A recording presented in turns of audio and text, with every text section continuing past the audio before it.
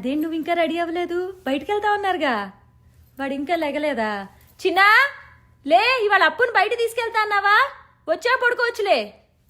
వాడు పడుకున్నాడు అనుకో, అట్ట ఊరుకుంటావా? లేపి తీసుకెళ్ళాలి. అబ్బా మీరు వెళ్ళరండి, మీ ఇద్దరి మధ్యలో నేనెందుకు? నేను హాయిగా నా టీవీ సీరియల్స్ చూసుకుంటా. సినిమా అయిపోయాక డిన్నర్ కూడా బయట చేసి వచ్చేయండి. మళ్ళీ ఇంటికి వచ్చి వంట పని ఎందుకు?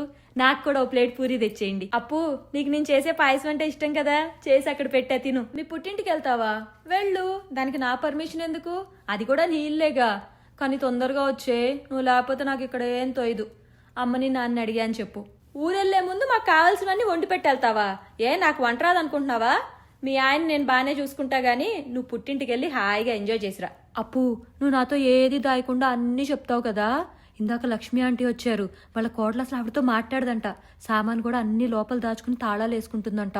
అమ్మో అనుకున్నా. అప్పు, ఏంటి ఇంకా లెగలేదు? బాలేదా? జ్వరంగా కూడా ఉందా? సరే రెస్ట్ తీసుకో పడుకుని.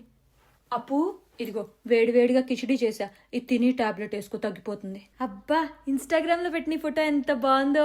భలే ఉన్నావు ఈ ఫోటోలో. నేను చెప్పానా నీకు స్లీవ్లెస్ బాగా సూట్ అవుతుందని? భలే ఉంది. అత్తయ్య, మీరు అందరు అత్తగారులా కాకుండా ఇంత మంచిగా ఎందుకుంటారు? ఎందుకంటే అత్తగారు అలా ఉంటే కోడలు పడే బాధ నాకు తెలుసు కాబట్టి. మా అత్తగారు నన్ను చాలా కష్టపెట్టింది. నేను అప్పుడే అనుకున్నా, నేను మాత్రం నా కోడలతో ఇలా ఉండకూడదు, మంచి ఫ్రెండ్లా ఉండాలి అని.